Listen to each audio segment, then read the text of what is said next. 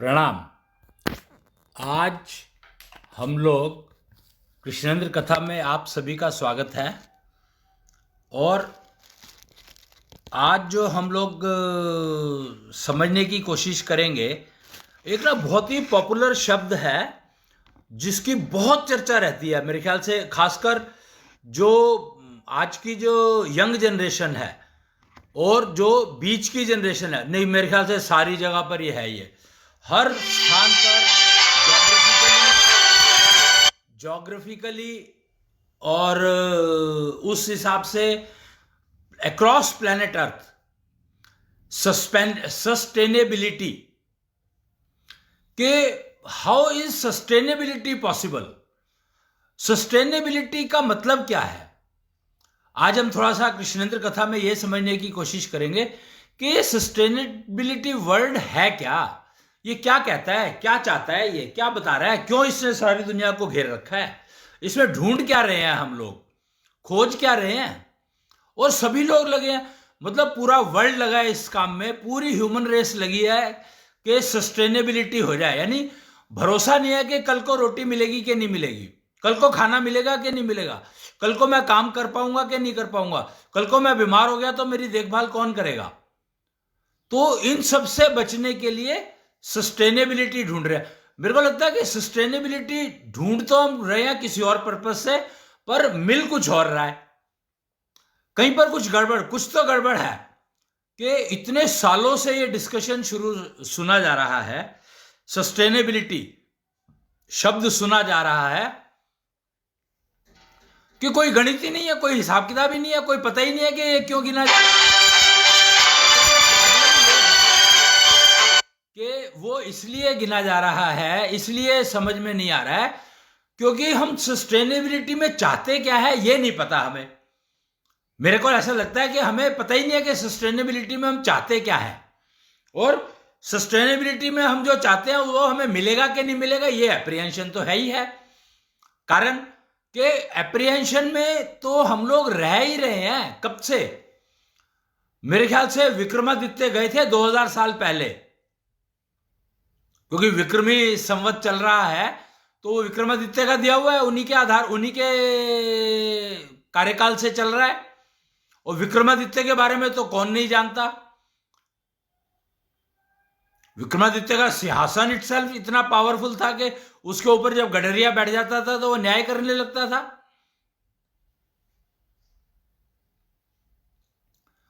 तो विक्रमादित्य के समय से, तो इसका मतलब सस्टेनेबिलिटी तो तभी है, तब से ही है, या तब थी या नहीं थी मुझे नहीं मालूम, खोजने का विषय है ये।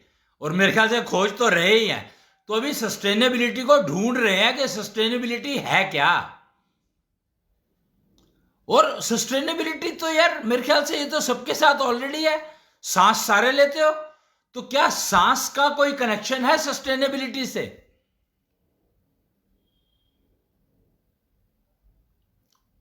अब सस्टेनेबिलिटी का मतलब यह है कि जो हमें एप्रीहेंशन में न डाले, यानी हमें मतलब ये ना हो कि यार कल हमारा क्या होगा, या शाम की रोटी मिलेगी कि नहीं मिलेगी, कम से कम इतना हो जाए। फिर उसका एक ऑफशूट है फाइनेंशियल फ्रीडम, जिसको कहा जाता है। जो चीज ऑलरेडी है उसको ढूंढा जा रहा है। यानी हम सस्टेनेबल तो है, पर हमें सस्टेनेबल है कि नहीं है ये नहीं पता लग रहा। अगर हम, जब से हमने ये जो कृष्णेंद्र कथा का सिलसिला शुरू किया है, तब से हमें बहुत सारी चीजें मिलने लगी हैं कि जिस खोज में हम थे वो सारी खोज मिल गई, मिल रही है। अब ये कैसे मिल रही है ये नहीं पता मेरे को, पर यह पक्का है कि जब से ये आए हैं, जब से ये आए हैं ब्रह्मांडधीश, और कच्छप अवतार हुआ था जब समुद्र मंथन हुआ था, विष्णु ने अवतार लिया था। जब से ये आए हैं, जब से सस्टेनेबिलिटी या बहुत सारी ऐसी समस्याओं के जो एप्रीहेंशन में डाल रही थी, उनके बहुत सारे सॉल्यूशन मिल गए, और बहुत ही अच्छे सॉल्यूशन मिल गए।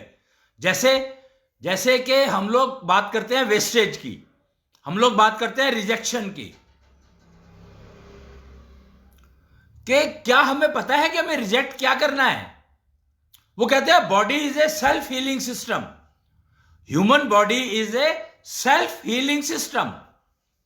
बाकियों की क्या है मुझे नहीं पता, बाकियों की है कि नहीं है, but human body is definitely A self healing system. If it is self-healing system, then why do we go for medicines? ये क्या समस्या क्या है? तो सस्टेनेबिलिटी क्या है? सस्टेनेबिलिटी एक्चुअली होनी चाहिए मेरे ख्याल से सस्टेनेबिलिटी की खोज होनी चाहिए कि हमारी हेल्थ इंडिपेंडेंट ऑफ अदर्स रहे, दूसरों के ऊपर निर्भर ना करे, तो वो सस्टेनेबिलिटी है। फाइनेंशियल फ्रीडम आपको सस्टेनेबिलिटी नहीं दे सकती, कभी भी नहीं दे सकती। सस्टेनेबिलिटी का जो फाउंडेशन होनी चाहिए, जो पिता होने चाहिए, वो फाइनेंस नहीं हो सकता। सस्टेनेबिलिटी के फादर होंगे सेल्फ डिपेंडेंसी। अपने गुरु अपने आप बनो। इसीलिए कहा जाता था पहले, सनातन कल्चर की टेक्नोलॉजीज बताती हैं, सिखाती हैं, उनका उपयोग करो तो आपको ये मिलेगा। आपकी सस्टेनेबिलिटी, एक्चुअली जो सस्टेनेबिलिटी वर्ड अंग्रेजी में है, उसी को हिंदी में समाधि लगाना कहा गया है। ध्यान रखो, वर्तमान में रहना कहा गया है। सस्टेनेबिलिटी का मतलब वर्तमान में रहना। Learn to live in present. Everybody says that learn to live in present. But here everybody says that learn to live in present, but learn from whom? That no one defines. Because no one knows. उस पे काम हुआ ही नहीं कभी। Reason, समाधि में रहना जब बात करते हैं हम, तो हमें बहुत कुछ समझ में आता है, मेडिटेशन। लेकिन जब हम सस्टेनेबिलिटी की बात करते हैं तो हमें पता ही नहीं है कि हम सस्टेनेबिलिटी किस चीज में ढूंढ रहे हैं।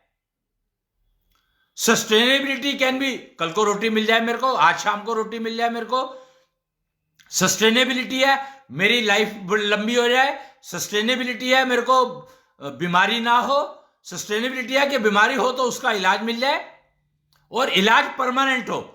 मतलब कमाल है कि बीमार हो जाऊं मैं कोई बात नहीं, पर उसका जो इलाज है ना वो सस्टेनेबल हो, मतलब वो जो इलाज कर रहा हूं मैं वो परमानेंट हो। तो फिर मैं नहीं, अगर परमानेंट एक चीज का इलाज मान लो परमानेंट मिल भी गया, तो फिर मैं दूसरी बीमारी पाल लेता हूं। क्यों? क्योंकि सस्टेनेबिलिटी मैं कहीं और ढूंढने लगता हूं, तो मुझे पता ही नहीं है। सस्टेनेबिलिटी का मतलब जोड़ दिया कि मेरा वैवाहिक जीवन ठीक चले, मतलब मेरी कपलहुड ठीक चले, यानी मैं और अपनी पत्नी के साथ रिलेशंस ठीक मेंटेन रख सकूं। तो सस्टेनेबिलिटी को ऑब्सोल्यूशन से जोड़ दिया। सस्टेनेबिलिटी को ऑब्सोल्यूशन से जोड़ दिया तो बहुत बड़ी समस्या हो गई। अब ये ऑब्सोल्यूशन क्या है? क्या लाइफ में कुछ ऑब्सोल्यूट होता है?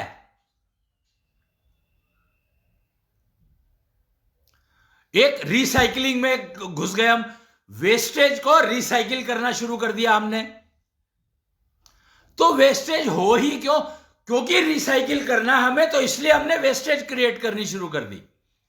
मतलब इमेजिन हम कहां जा रहे हैं, we are looking for sustainability and what we are doing, we are trying to create manufacture wastage so that we can create product. Plastic is an example. We have so many recycling units and it cannot be destroyed. तो क्या plastic sustainable है? उसका तो सारे के सारे हर रोज there is a wide publicity के प्लास्टिक का यूज बंद करो। कारण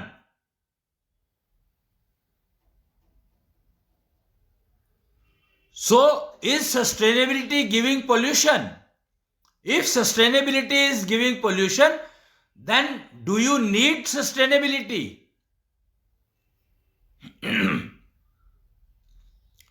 क्या आप सस्टेनेबिलिटी के चक्कर में पोल्यूशन इकट्ठा कर रहे हो?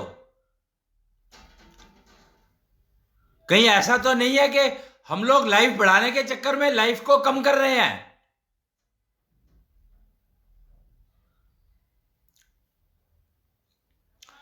लाइफ स्पैन, ठीक एज, अगर आप ठीक जिंदगी जीते हैं तो कलयुग में जो आजकल का पीरियड चल रहा है, 125 साल की लाइफ होनी चाहिए हर इंडिविजुअल की, एवरेज लाइफ स्पैन।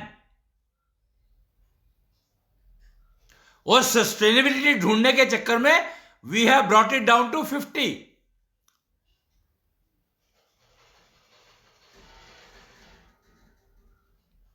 कई जगह तो 40 average life span.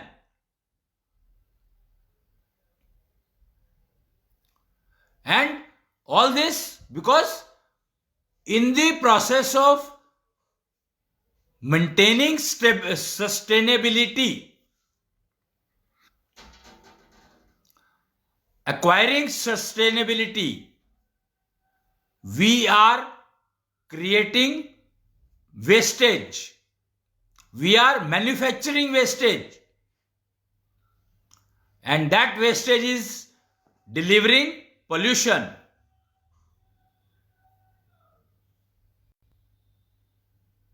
And indirectly we are looking for sustainability to die early. आज कोई जीना नहीं चाहता है. Teenager community is committing suicides.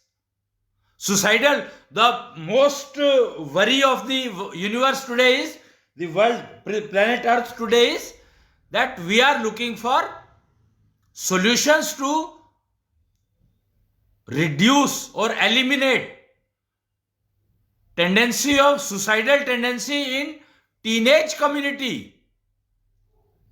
Who is introducing it in the first place?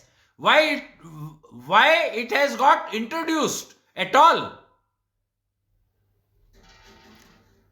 Because it has got introduced precisely because of parents, grandparents.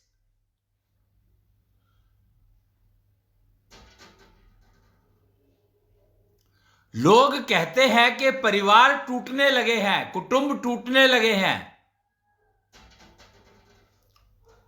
क्या कुटुंब टूट सकते हैं? क्या परिवार टूट सकता है? क्या रिलेशंस खत्म हो सकते हैं?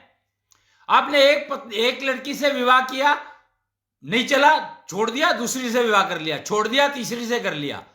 Is it sustainability? Where we are heading to?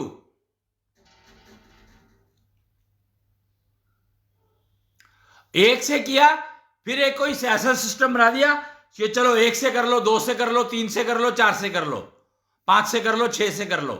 पहले भी तो करते थे। दशरथ ने 3 विवाह किए। और कृष्ण के बारे में तो कहा जाता है कि उन्होंने 16,000 विवाह किए, उनकी 16,000 पत्नियां थी।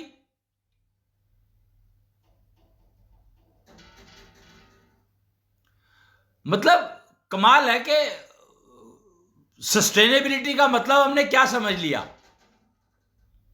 ऑब्सोल्यूशन based sustainability is a killer of human race.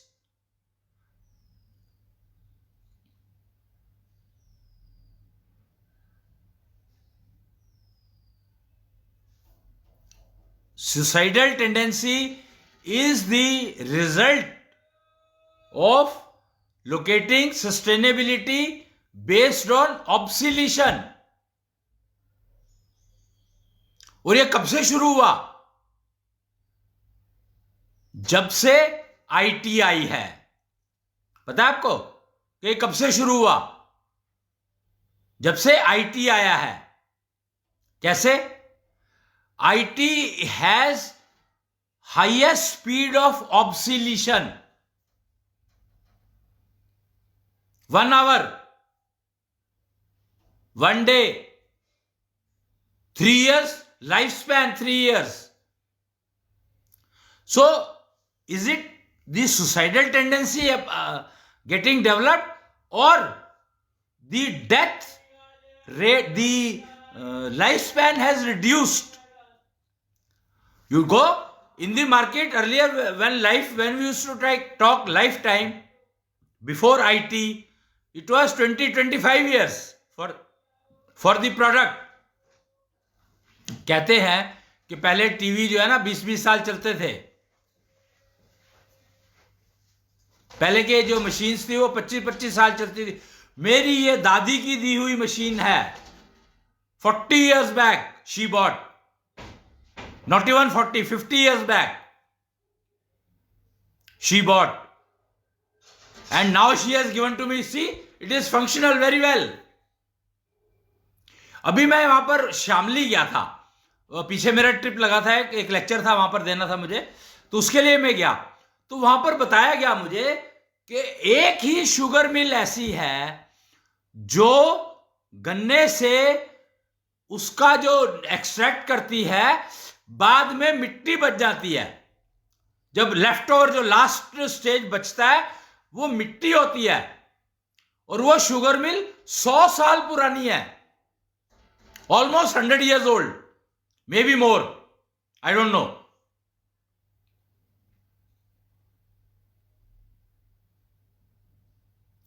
इसका क्या मतलब? और आज भी वो वैसी की वैसी चल रही है. ऑफ कोर्स मेंटेनेंस तो रहती होगी, but fundamentally that machine is still working as it is and delivering similar results what it used to deliver 100 years back.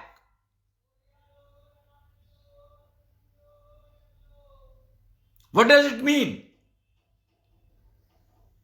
कि पहले लाइफ स्पैन 100-125 साल हुआ करता. Kabir ji died more than 100 years.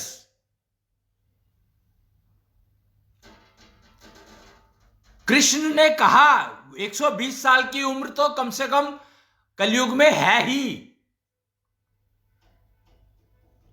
Krishna की अकाल मृत्यु हुई थी, यह समझ लेना आप. कबीर जी की भी शायद अकाल मृत्यु हुई थी.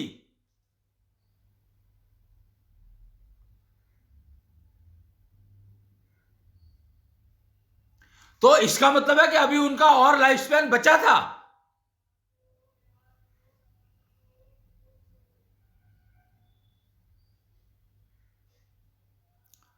अकाल मृत्यु और मृत्यु में फर्क है.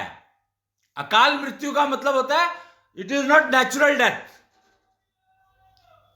Reason of death is something else. Is it required to locate the reason of death? What will you do? What will you do with that? तुम्हारे किस काम का है वो?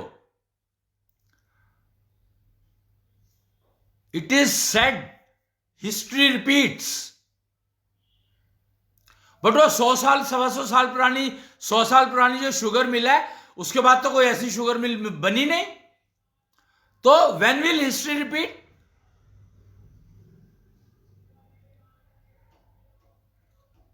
What is the lifespan of repeating the history?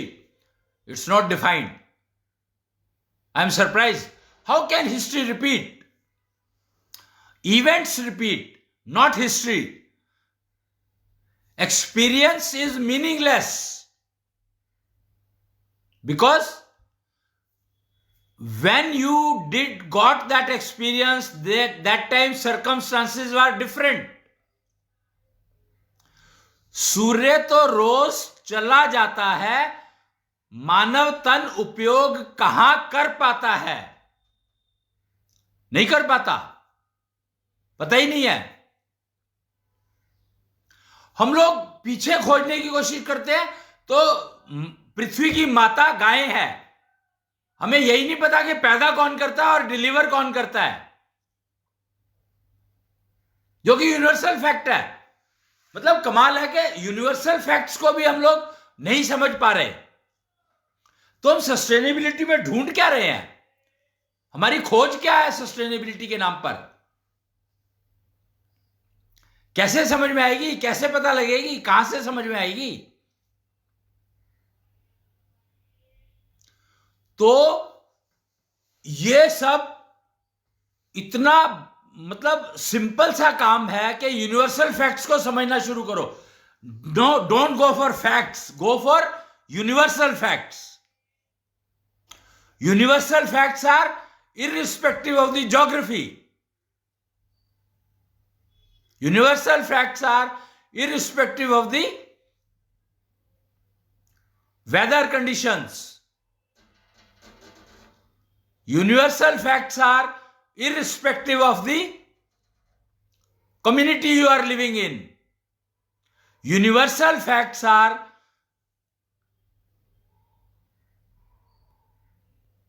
that they are valid for each human being of same gender. हम लोग बात कर रहे थे यूनिवर्सल फैक्ट्स की. Universal facts which are valid for each human gender, gender based.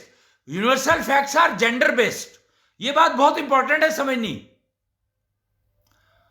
कि sustainability cannot be dependent on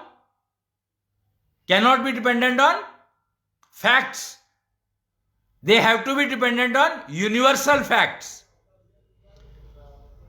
Sustainability cannot be founded, the foundation of the sustainability cannot be obsolescence.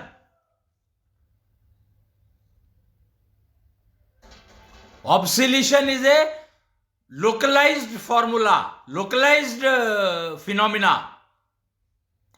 It has nothing to do with sustainability. So don't look for sustainability in local facts.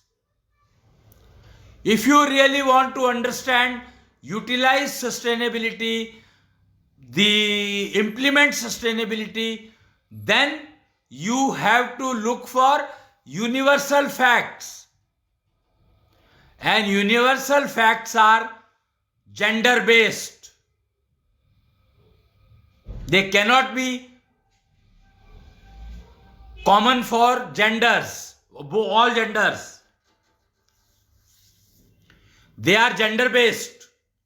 Universal facts like you cannot become father of child. You cannot become father of child by having relations with male.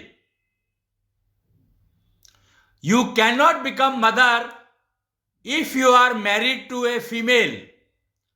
Here marriage I am talking means couplehood. You cannot. It is a universal fact that you cannot deliver a child unless the two genders are connected. It's a universal fact. Local fact, male can marry male, female can marry female.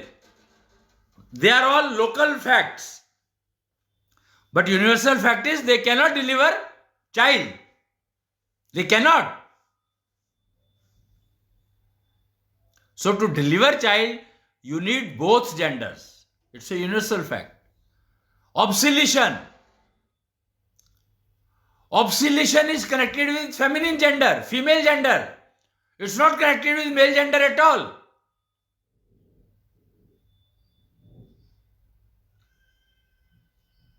Universal fact.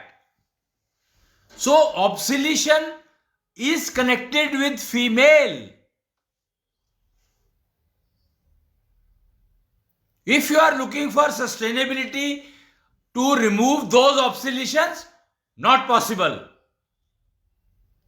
Law of nature cannot change. Human race can change laws for themselves, but law of nature they cannot change.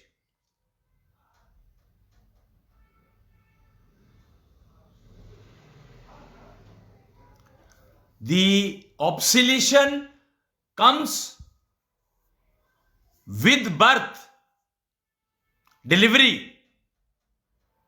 Not by पैदा होना, birth के साथ, birth यानी conceivement. When we talk of birth, it is conceivement. When we talk of delivery, you are in the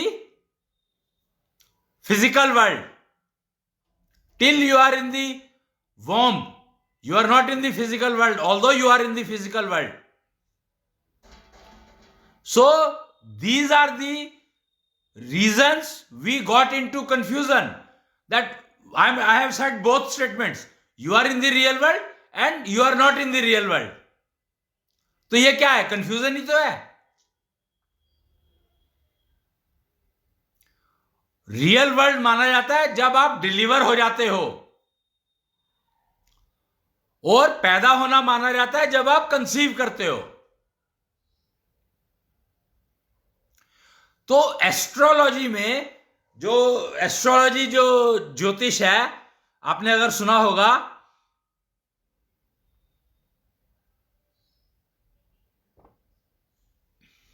astrology आपने सुनी होगी ना, ज्योतिषी जिसको कहते हैं, जियोलॉजी, एस्ट्रोलॉजी, प्लैनेट्स के बारे में जो स्टडी करते हैं, तो वो डिलीवरी के बाद करते हैं. और एस्ट्रोलॉजी जो है वो पैदा होने के समय से करती है कैलकुलेशंस. पामिस्ट्री पैदा होने के बाद, फेस रीडिंग पैदा होने के बाद,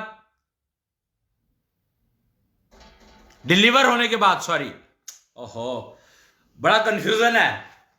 डिलीवरी के बाद palmistry, astrology, face reading, etcetera etcetera, नाड़ी. बट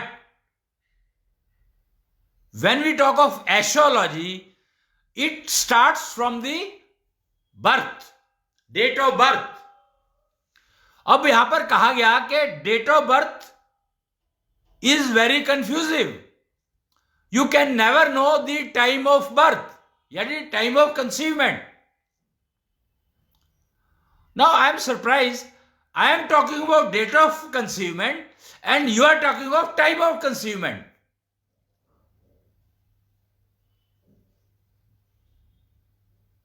तो टाइम ऑफ कंसीवमेंट तो चाहिए ही नहीं ना. एस्ट्रोलॉजी में time of conceivement is not needed. Astrology में you require only date of birth.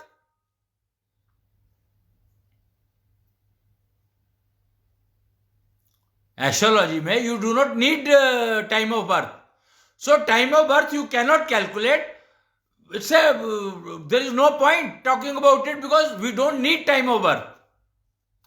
Astrology needs time of birth, but that is not time of birth, that is time of delivery. Time of birth and time of delivery, there is a gap of almost 9 months.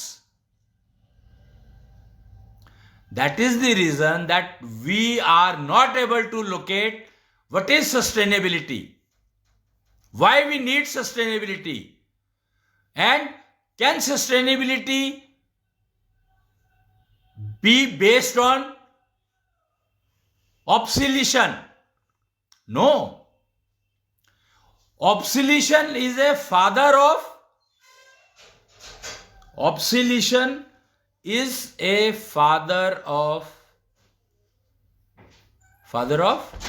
sustainability. Obsolescence is a father of sustainability. And obsolescence is connected with female gender, not with male gender. तो अगर ये 2-3 चीजें समझ लोगे fundamentally, तो ही बहुत कुछ समझ में आ जाएगा कि ब्रह्मा ने मानसपुत्र कैसे बनाए.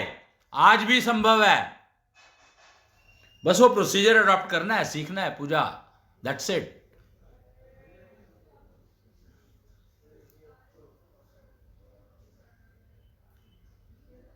Or because obsolescence is integrated with females, so that females have to understand.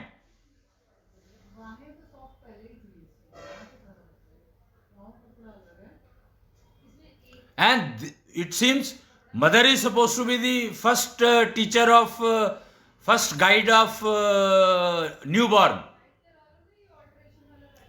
So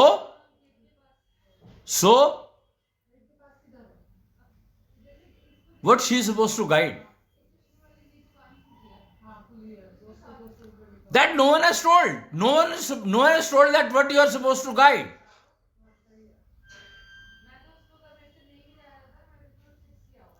मतलब मां को पहला गुरु कह दिया गया, पर वो गाइड क्यों कहा गया इसके बारे में कोई जानकारी है ही नहीं.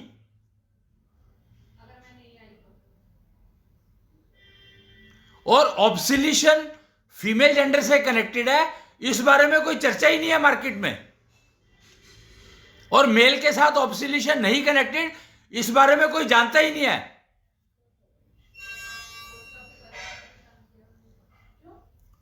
अब बताओ, जो यूनिवर्सल फैक्ट्स हैं उनको तो हम जानते नहीं है, और लोकल फैक्ट्स को यूनिवर्सल फैक्ट्स प्रमोट करने में लगे हुए हैं, पुश करने में लगे हुए हैं, एस्टैब्लिश करने में लगे हुए हैं. तो हमारा क्या होगा? Where we are heading to? What we are doing? Are we trying to make male obsolete? Are we working in the direction of making males also obsolete?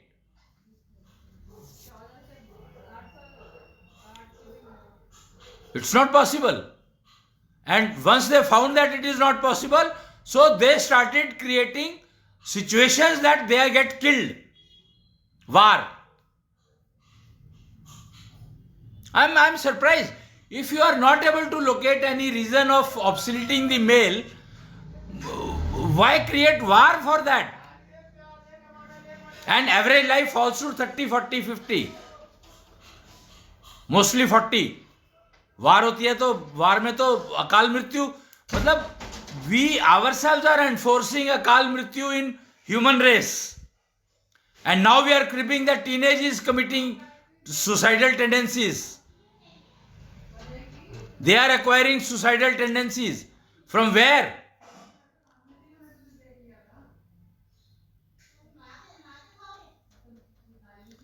So are we trying to work in the direction of sustainability that obsolescence should be connected with everybody, और obsolete नहीं होता है तो मार दो? ये कौन सा लॉजिक हुआ यार? मुझे तो ये समझ में आता नहीं है कि हम लोग कर क्या रहे हैं.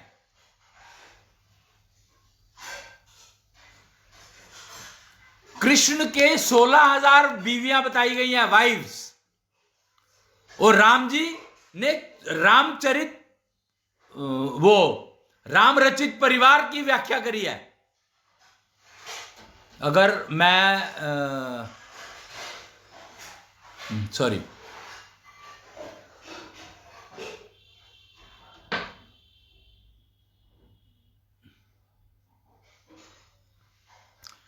राम रचित परिवार की आधार बनाया उन्होंने.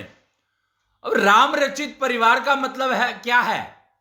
जहां पर यूनिवर्सल फैक्ट्स को समझा जाता है, उसको उपयोग किया जाता है. यूनिवर्सल फैक्ट है कि निष्ठा चक्र आपको जागृत रखना ही पड़ेगा, आपकी मजबूरी है, मेल एंड फीमेल दोनों को.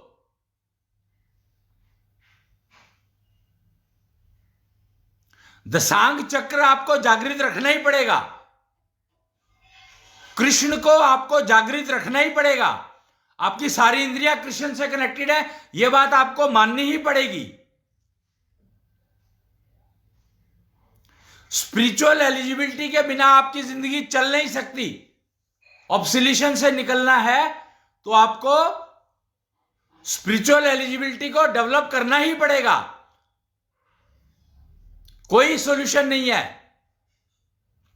अगर आपको ऑब्सिलेशन से निकलना है तो स्पिरिचुअल एलिजिबिलिटी को आपको डेवलप करना ही पड़ेगा, अपनी को बढ़ाना ही पड़ेगा.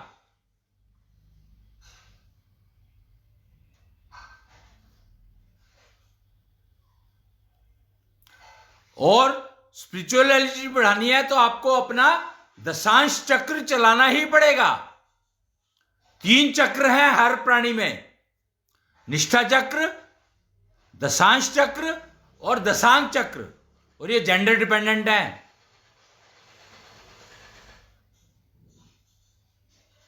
तीन ही फैक्टर है, ई स्क्वेयर, क्वोशंट, ऐशोनिधि एंड स्पिरिचुअल एलिजिबिलिटी।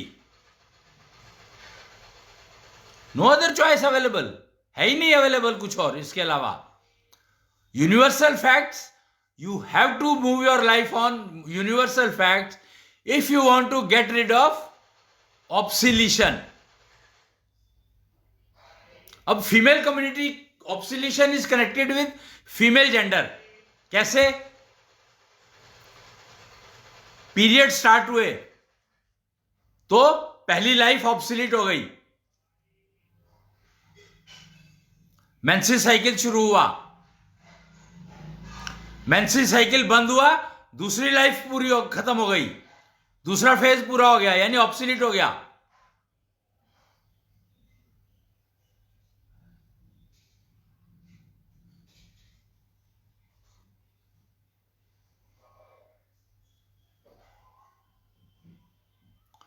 तो ऑब्सोल्यूशन को समझो, obsolescence is not death.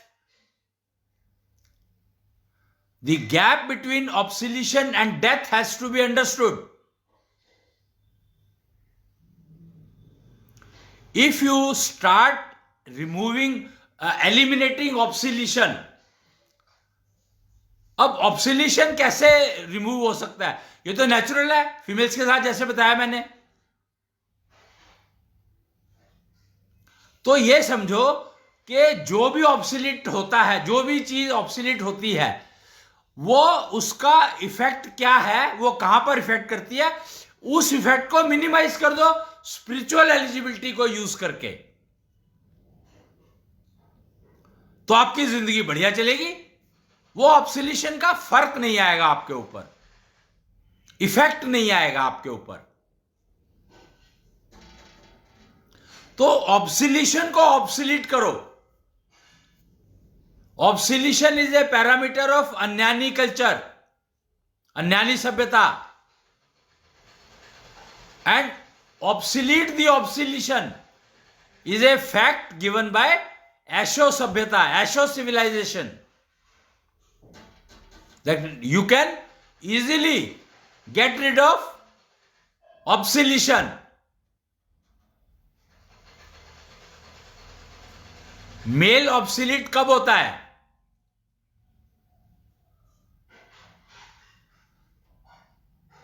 Mail obsolete तब होता है जब उसको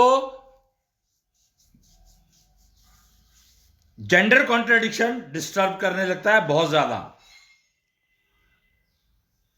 मेल तब ऑब्सोलीट होता है, मेल ऑब्सोलीट किया जाता है। ऑब्सोलीट अपने नेचर ने मेल को ऑब्सोलीट होने का कोई सिस्टम नहीं दिया है, फीमेल को दिया है, पर मेल ऑब्सोलीट ना हो यह मां सिखा सकती है। तो मेल कभी भी ऑब्सोलीट नहीं होगा, मां ही सिखा सकती है कि ऑब्सोल्यूशन से कैसे बचा जा सकता है। लेकिन फीमेल ऑब्सोलीट तो होगी ही होगी, लेकिन ऑब्सोल्यूशन के इफेक्ट्स ना हो उससे बच सकती है वो।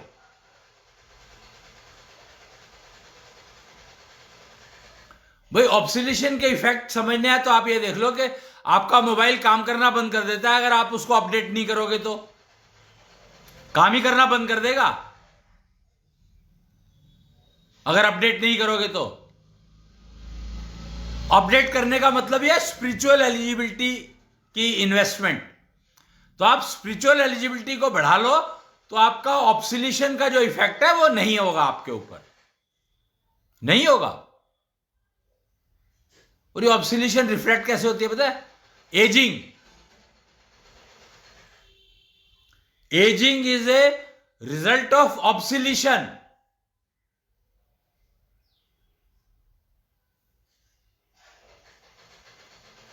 अगर थकान होती है तो इंडिकेशन है आपको कि you are heading towards obsolescence. Early warning system is आपको थकान होना, टायर्डनेस होना, पेन होना बॉडी में फॉर नो रीजन, आप गिर गए, चोट लग गई तो पेन हो रहा है, ठीक है, but for no reason pain हो रहा है, बैठे बैठे कमर में दर्द शुरू हो गया, लेटे लेटे कमर में दर्द शुरू हो गया, सिर में दर्द हो गया बिना किसी कारण, तो ये इंडिकेशंस हैं, ये सिम्टम्स हैं, ऑब्सोल्यूशन की तरफ जा रहे हो तुम। So here your spiritual eligibility will be usable. Obsolescence से बचना है तो स्पिरिचुअल एलिजिबिलिटी को आपको समझना होगा।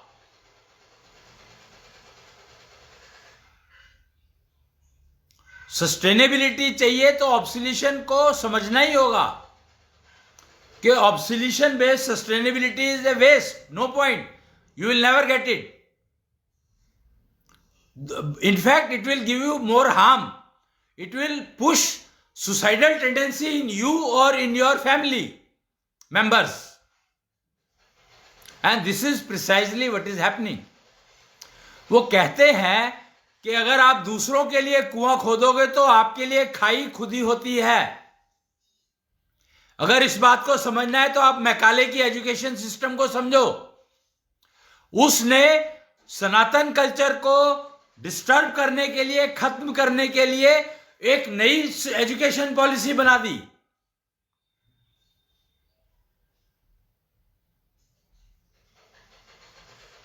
और क्या हुआ?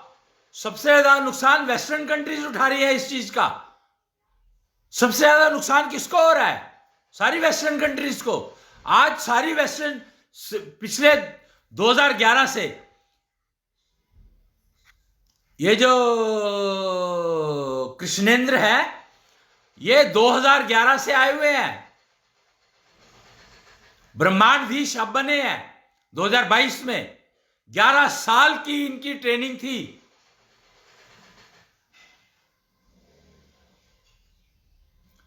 और कृष्णेंद्र बने, फिर षोडशी गोपाल बने,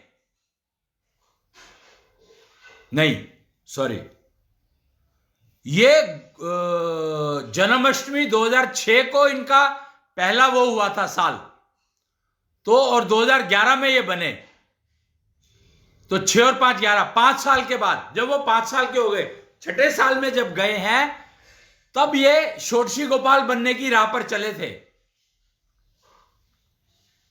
और षोडशी गोपाल बने 2022 में, 16 और 6 22, और उसके बाद ब्रह्मांडधीश बने हैं। जब ये षोडशी गोपाल बने उसके बाद ब्रह्मांडधीश बने। पहले षोडशी गोपाल बने, और षोडशी गोपाल बने गौशाला में जाकर के, मतलब कमाल है इनका। पहली जन्माष्टमी का जो सेलिब्रेशन हुआ वो हुआ किसान धाम में, वो भी गौशाला थी, और श्री गौशाला। और षोडशी गोपाल बने तो श्री कृष्ण गौशाला में, वो भी ये मैं दिखा सकता हूं आपको शायद, नहीं यहां पर नहीं है, ये गाय ज्ञानिता वहां पर लिखी गई थी,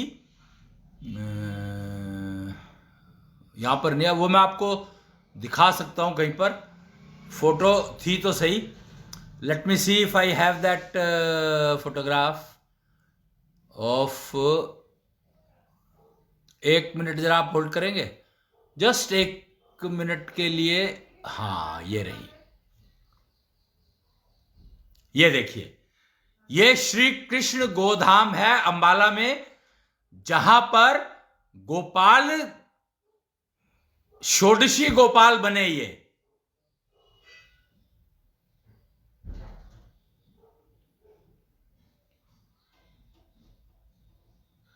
और फिर ब्रह्मांडधीश की रूप में स्थापना हुई इनकी, वो हुई थी कृष्णेंद्र दरबार में। वो फोटो भी मैं आपको दिखा सकता हूं अगर आप मेरे को 1 मिनट दें। तो कृष्णिष्ट दरबार में हुई थी उनकी स्थापना, वहीं पर पहली वो हुई थी कृष्णेंद्र कथा। सॉरी कहाँ गया, लोकल इमेज, कृष्णिष्ट दरबार में हुई थी। मैं वो फोटो, एक सेकंड जरा आप होल्ड करें तो मैं कोशिश करता हूँ दिखाने की आपको।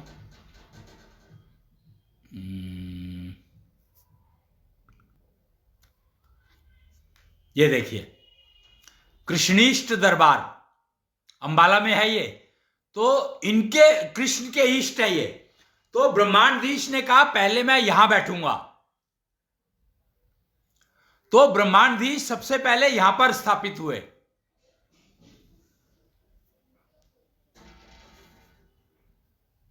और अब मैं आपको एक और वो दिखाना चाहूंगा।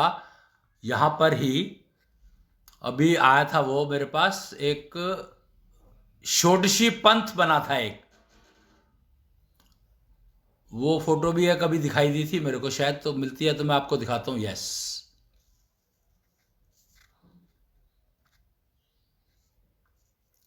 षोडशी पंथ, अग्रोहम समाज। षोडशी पंथ का मतलब है 16 के रहो 16 के दिखो। और गरुड़ इनके मैसेंजर हैं। तो ये आपको मैं ये बता रहा हूं क्योंकि षोडशी पंथ ऑलरेडी शुरू हो चुका है। और ये जब मेरे ख्याल से तभी आया था जब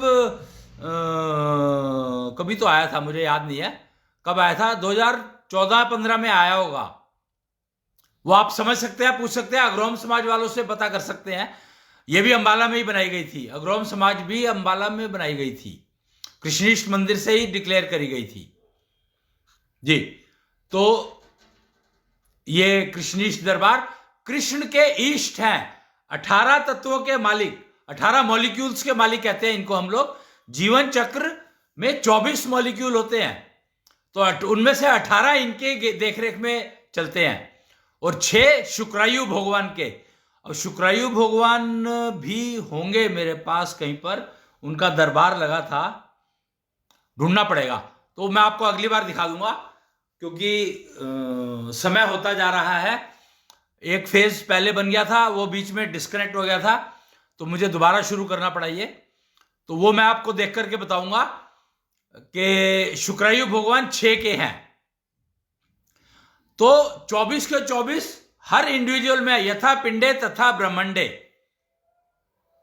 जो कहा जाता है, वो उसी के उसमें कहा जाता है कि 24 मॉलिक्यूल से ही ब्रह्मांड बना है और 24 मॉलिक्यूल से ही पिंड बना है। पिंड किसको कहा गया है, यह बात भी यूनिवर्सल फैक्ट से समझ में आएगी आपको कि पिंड कहा गया है उसको जिसका जेंडर नहीं पता होता, यानी जब बच्चा गर्भ में होता है, पिंड उसको कहा गया है। वो 24 मॉलिक्यूल का बना है। और जो डिलीवर हो जाता है तो उसका जेंडर, तो जेंडर के ऊपर आधारित हो जाता है उसकी सेंसेस, कि अगर फीमेल पैदा हुई है तो 24 सेंसेस होंगी उसकी, और अगर मेल पैदा हुआ है तो उसकी 20 सेंसेस होंगी।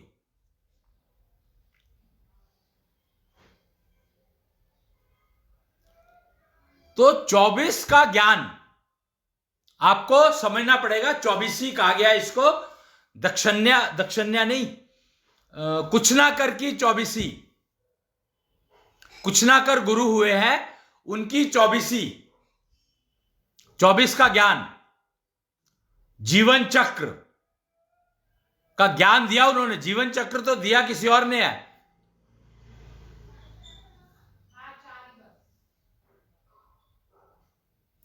पर जीवन चक्र का जो ज्ञान दिया है वो कुछ ना कर गुरु ने दिया है। कुछ ना कर गुरु, अगर आपको उनकी भी तस्वीर मैं दिखा सकता हूं आपको, अगर आप चाहें तो 1 मिनट होल्ड कीजिए। अच्छा, मैं दिखाई देता हूं, कहूंगा तो क्या, तो मैं बहुत कुछ रहा हूं, पर जो कुछ मेरे को इजीली मिल जाएगा तो वो तो मैं आपको दिखा ही सकता हूं। आपको कुछ ना कर गुरु की एक वो है हमारे पास, योग एंड योगा का कॉन्सेप्ट उनका दिया हुआ है एक्चुअली। कुछ ना कर गुरु ने योग एंड योगा का कॉन्सेप्ट दिया था, तो उसी के ऊपर बेसिकली आधारित है। 24 का ज्ञान चौबीसी, ज्ञान चौबीसी आधारित है उसी पर। और वो गए कहाँ, अब मैं वो ढूंढ रहा हूं कि वो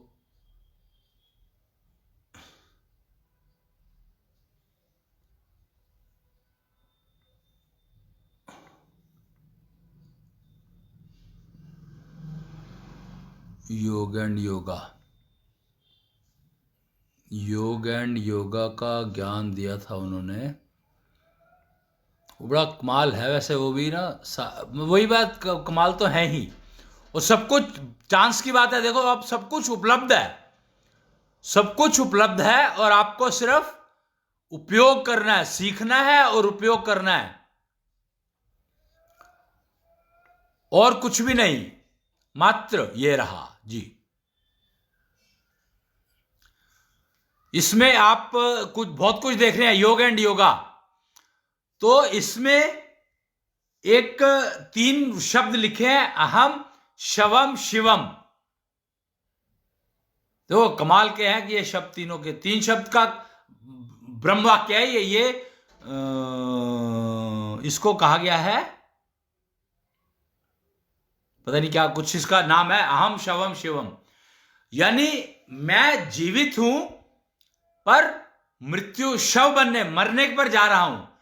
मैं अभी तो जीवित हूं ना, तभी तो बोल रहा हूं मैं मरने की तरफ जा रहा हूं। यानी मरना तो है ही, निश्चित है, मरना ही है मेरे को, शव मैं बनूंगा ही बनूंगा। लेकिन इसका मतलब यह नहीं है कि मैं वापस नहीं आऊंगा। शिवम यानी फिर से जीवित होऊंगा मैं।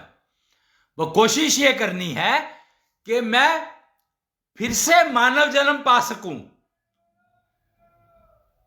और वो ज्ञान दिया है कुचनाकर गुरु ने। ये जो बैठे हैं यहां पर, कुचनाकर गुरु, योग एंड योगा के गुरु हैं ये, कुचनाकर गुरु। ये कहते हैं अगर आपको मृत्यु के बाद पुनः मानव शरीर मिले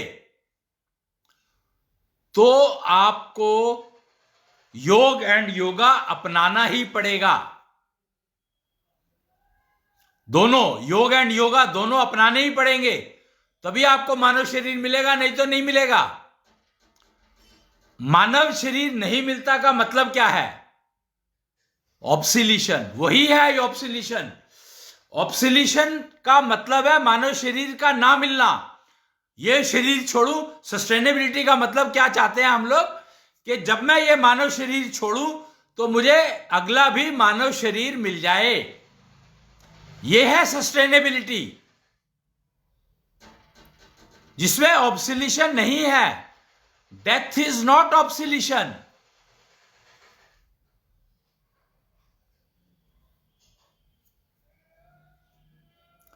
और सबको अपनी अपनी कोशिश करनी पड़ेगी। ये नहीं है कि मैं तो उसके साथ जुड़ा हूं या मैं तो उसके साथ जुड़ी हूं तो मेरा तो अपने आप हो जाएगा, कुछ नहीं है। सबको अपना अपना करना पड़ेगा। तो अब पहला ऑब्सिलेशन तो आप अपनी जिंदगी से निकालो। ये फीमेल्स कम्युनिटी को कह रहा हूं मैं कि पहला ऑब्सिलेशन अपनी जिंदगी से निकालो कि पीरियड जब आपके शुरू होते हैं तो उसमें आपको कष्ट ना हो। ऑब्सिलेशन से कष्ट होता है, क्योंकि पहली लाइफ आपकी मर रही है।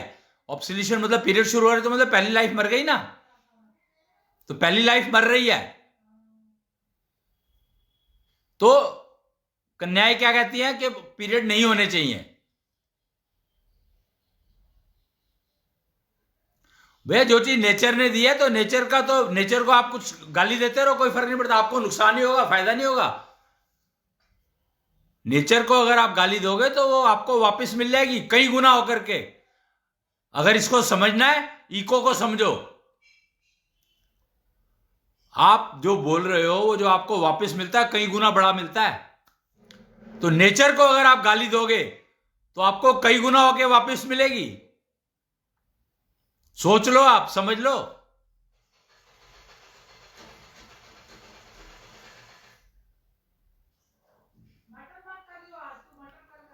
तो सस्टेनेबिलिटी का मतलब है कि हमें पुनः मानव शरीर मिल जाए और कोशिश हो कि ये शरीर ऐसा का ऐसा मिल जाए तो और भी अच्छा। वो कहते हैं गर्भ से छुट्टी मिल जाए, मुक्ति मिल जाए, मुझे बार बार गर्भ काल में नहीं जाना। सस्टेनेबिलिटी है वो है सस्टेनेबिलिटी कि मुझे बार बार गर्भ काल में नहीं जाना, गर्भ काल से मुक्ति मिल जाए, जन्म मरण के चक्कर से मुक्ति मिल जाए। मुक्ति का मतलब क्या है? सनातन कल्चर ने एब्सोल्युटली डिफाइन किया है, हर चीज को परफेक्टली डिफाइन किया है।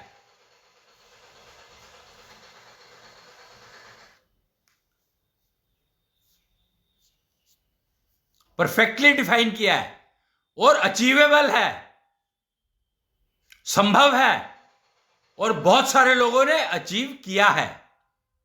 अभी मुझे बताया था कानपुर में कोई थे डॉक्टर, और उनको जब उनकी क्या हुआ क्या नहीं हुआ पूरा सीक्वेंस मुझे नहीं मालूम, वो सूरत से कोई आए थे जो उनसे मिलकर आए। उन्होंने मुझे बताया कि जब उनसे बात हुई तो उन्होंने उनकी बहुत दिनों से बात नहीं हुई थी, वो कानपुर के ही रहने वाले हैं, तो वो उनका चक्कर लगा होगा वहां पर, तो गए वहां पर, अभी सूरत में रहते हैं वो। तो वो उन्होंने मुझे बताया कि उनसे जब मैं चर्चा करने बात करने गया, ऐसे ही मन किया उनसे मिलने जाने का, तो उन्होंने कहा कि मैं तो पुनर्जन्म हो गया मुझे उसी शरीर में, यानी जन्म और मृत्यु के चक्कर में ना पड़ा, मैं गर्भ काल में नहीं गया, गर्भ में नहीं गया, जाना पड़ा मुझे, पुनर्जन्म मिल गया इसी शरीर में। तो ये एग्जाम्पल अवेलेबल है, आप चाहे तो उनसे बात कर सकते हैं, सूरत में ढूंढ लें वो बता देंगे, या कानपुर में ढूंढ लें, ढूंढना पड़ेगा आपको ये, पर है। और भी एक योगी जी थे ऋषिकेश में, उन्होंने भी यही कहा कि मैं पुनर्जन्म में चला गया, उसी शरीर को प्राप्त किया मैंने, और हम लोगों ने उसको नाम दिया एज रिवर्सल का। और एज रिवर्सल तो मेरे ख्याल से आप समझ ही सकते हो कि एज रिवर्सल मतलब एजिंग हो गई और फिर मैं वापस आ गया उसके ऊपर। तो ये सारे सिस्टम अवेलेबल हैं सनातन कल्चर में। तो अब सस्टेनेबिलिटी कहां खोज रहे हो भाई? सब कुछ तो उपलब्ध है, यूज करो, उसको उपयोग करो, नेचर ने सब कुछ दिया है, पर जेंडर बेस्ड है। अपने आप को बांध रहे हो, आपने अपने आप को बांध लिया कि आप ऑब्सोलीट होना चाहते हो। अपने आप को मुक्त करो, फ्री करो, मुक्ति आप चाहते हो, और मुक्ति आपको पता ही नहीं मुक्ति क्या है। आपने अगर अपने आप को, वो जैसे वो कहते हैं ना, वो पति पत्नी एक हो गए, पति पत्नी है तो वो कहते हैं जी आप कहीं नहीं जाओगे या तुम कहीं नहीं जाओगी, तो बांधा किसको? किसने किसको बांधा? विवाह बंधन बना दिया, इसीलिए वो टूट गया, टूटना शुरू हुआ, टूटेगा ही। बंधन कभी बंध के रह ही नहीं सकता, क्योंकि उसके लिए एक्सटर्नल फोर्स चाहिए जो टूटेगी। तो विवाह में इंटीग्रेशन नाम की चीज खत्म हो गई। इंटीग्रेशन का मतलब है कि आप जहां मर्जी जाओ, जैसे जो जिसकी मन है वो करो।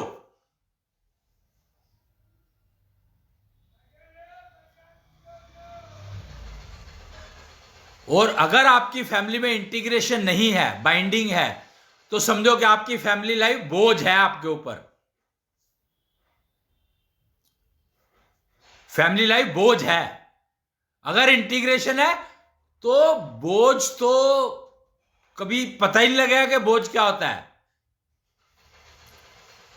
आपकी अपनी लाइफ बोझ बन जाती है। ऑब्सिलिशन kills, but death is not obsolescence. Obsolescence is connected with female genders, not with male. And now it is choice of male whether he wants to get obsoleted. Obsolescence develops suicidal tendency. Mind it. The obsolescence is father of suicidal tendencies.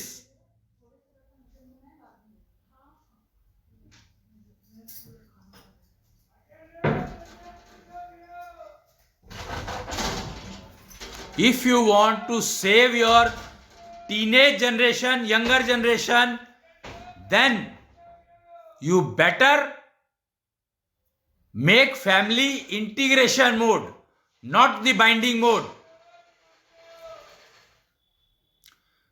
क्योंकि binding तो possible है ही नहीं. Integration को possible है. Ever समाधि state, वर्तमान में रहना है तो आपको इंटीग्रेशन में रहना पड़ेगा, इंटीग्रेशन मोड में रहना पड़ेगा. और इंटीग्रेशन मोड आता है जब आपका मन और बुद्धि, mind and brain, they are integrated. अभी तो आपका माइंड एंड ब्रेन इंटीग्रेटेड ही नहीं है, तो फैमिली इंटीग्रेशन कहां से आ जाएगा? आपको हमेशा अपनी पत्नी पर डाउट रहेगा, आपको हमेशा अपने पति पर डाउट रहेगा, रहेगा ही रहेगा. और doubt is the father of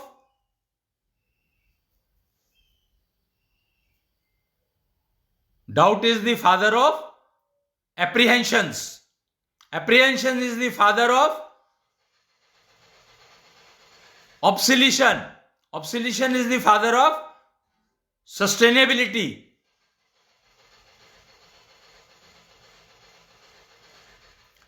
तो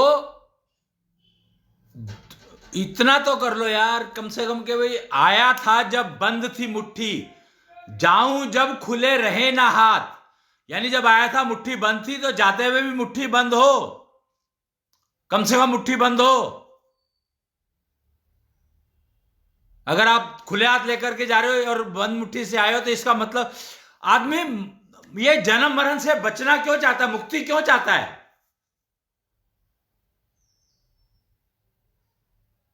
और मुक्ति जन्म मरण का बंधन क्यों है? इसलिए बंधन कह लो इसको या ऑब्सोल्यूशन कह लो, ये क्यों है? क्योंकि जब जाते हो आप तो आपके हाथ खुले होते हैं. अगर आपके हाथ खुले हैं तो इसका मतलब आप दोबारा आ रहे हो, पक्की बात है. और अगर खुले हैं, पूरे खुले हैं, तो इसका मतलब है आपको मनुष्य योनि भी नहीं मिलने वाली, पक्की बात है.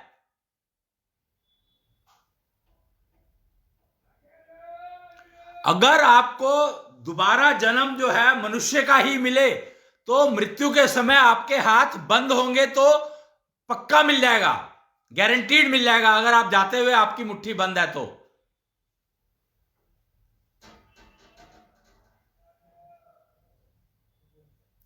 फर्क यह होगा कि जब आते हैं, मुझे नहीं पता, देखना पड़ेगा ये कि आते हैं तो बच्चे की मुट्ठी बंद होती है तो कैसी होती है, वो देख लो एक बार, आप समझ लो. आजकल तो मैंने सुना है कि बच्चे की मुट्ठी खुली भी होती है. कुछ बच्चे ऐसे भी पैदा हो रहे हैं जिनकी मुट्ठी थोड़ी सी खुली होती है, ऐसे होती है. तो इसका मतलब है कि वो इतने सारे पाप लाया है अपने साथ निपटाने को कि उसको पता नहीं कितना टाइम लगे. ये खुली मुट्ठी का, खुले हाथ जाने का मतलब है आपने इतने पाप कमा लिए. और जब पैदा हुए थे तो आपने, आपकी मुट्ठी बंद थी तो आप छोटे थोड़े से लाए थे. पैदा हुआ जब बंद थी मुट्ठी, जाऊं जब खुले रहे ना हाथ.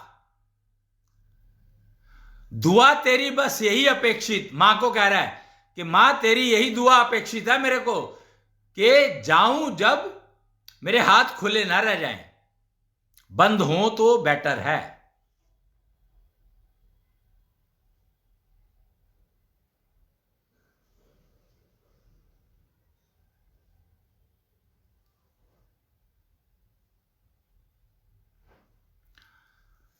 तो आज सस्टेनेबिलिटी को हमने समझने की कोशिश की कि सस्टेनेबिलिटी क्या चाहिए. और sustainability which is delivering you obsolescence, I don't think you should go for it. Obsolescence is giving you suicidal tendencies, I don't think you should go for it.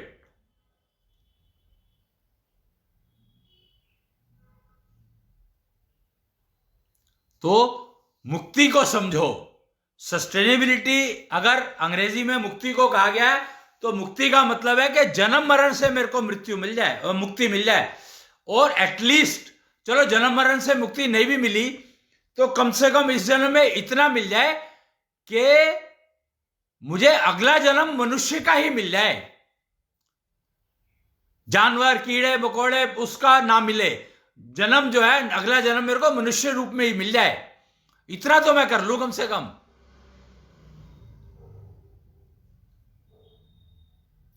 कि मुझे तपस्या ना करनी पड़े कि मैं स्त्री हूं और मुझे पुरुष बनना है। अंबा शिखंडी, अंबा से शिखंडी बनना है,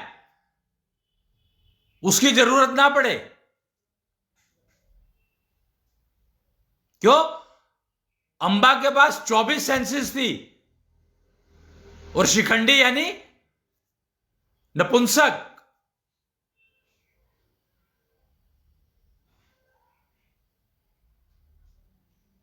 अब आप सोच लो, आप समझ लो कि आप क्या चाहते हो। और अंबा को पता नहीं कितने जन्म लगे होंगे, जब वो शिखंडी बनी तो कितने जन्म लगे होंगे। भीष्म पितामह उस समय में यंग थे, और शिखंडी महाभारत में। और भीष्म अंबा को पहचानते थे, शिखंडी को पहचानते थे अंबा रूप में, उनको अंबा ही दिखाई देती थी शिखंडी में। उन्हीं ने कंफर्म किया कि शिखंडी अंबा थी, तो उन्होंने वैलिडेट किया कि स्त्री पुरुष बनती है तो उसको नपुंसकता मिलती है।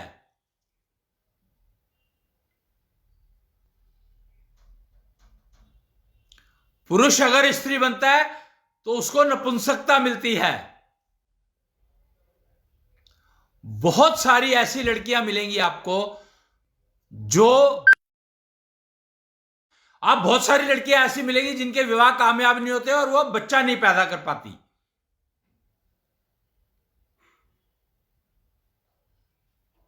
तो वो वही स्त्रियां हैं जिनको के जो पुरुष रूप में पुरुष थी पहले, पर उनका चलन ठीक नहीं था।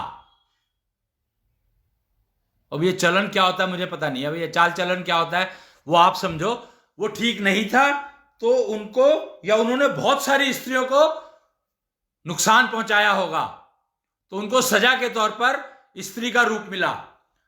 लड़कियों ने, लड़की जो वो बनी अंबा शिखंडी बनी, यानी तपस्या है ऐसी, ऐसे प्रोसीजर्स अवेलेबल हैं कि स्त्री पुरुष का रूप प्राप्त कर सकती है, लेकिन नपुंसक होगी, वो नपुंसक होगा, पुरुष शिखंडी होगा। वो सेम पुरुष के लिए है कि वो स्त्री रूप प्राप्त तो कर सकता है पर नपुंसक होगा। तो इन सब चीजों के बारे में अब मेरे हिसाब से चर्चा होनी चाहिए, डिस्कशन होनी चाहिए, डिबेट के ये टॉपिक्स होने चाहिए, जिससे कि पता लगे कि इनमें क्या एरर है, क्या त्रुटि है, समझने में क्या फर्क है, प्रोसीजर इसके जो है वो ठीक है कि नहीं है, अडॉप्ट करके टेस्ट करके देखने चाहिए सबको, एंड अक्रॉस ग्लोब। तो आज की कथा मैं अब यहीं पर समाप्त करूंगा। आज के इस कथा का सत्र अब समाप्त होगा, क्योंकि समय तो हो चुका है, पर क्योंकि बीच में ब्रेक आ गया था तो इसलिए मुझे थोड़ा थोड़ा उसकी कंटिन्यूटी के लिए ये करना पड़ा। खैर, तो आज का सत्र समाप्त करने के लिए मैं अब आपको हम लोग नॉर्मली कथा का, कृष्णेंद्र कथा का जो सत्र समाप्त करते हैं वो गाय ज्ञानिता गा करके करते हैं। और ये गाय ज्ञानिता बनी थी श्री कृष्ण गोधाम में, अंबाला की जो गौशाला है वहां पर। तो मैं गान करूंगा, आप भी चाहें तो गा सकते हैं अपने अपने अपने अपनी जगह पर। इतनी शक्ति हमें दे न माता, मन पे विश्वास कमजोर ना हो। इतनी शक्ति हमें दे न माता, मन पे विश्वास कमजोर ना हो।